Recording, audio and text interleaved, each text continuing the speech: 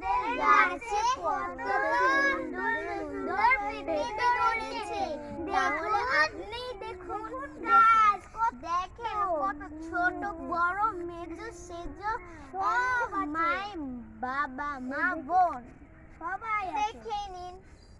দেখুন কত সুন্দর একটা গাছে কত, আর এই গাছটাই এই যে এইদিকে দেখুন এইটার সাইজটা ভাই একবার দেখুন। দুই দেখুন দেখুন এই দেখুন না কত বড় আরেকটা গাছ আসুন দেখিয়ে দেই। ওই যে ওটাই দেখুন, ওইটাই তো ভাই অবাক। এই গাছের পেঁপেটা কত বড় হয়ে যাচ্ছে, ছোট ওটাটা অনেক বড় গাইস আমার কাছে।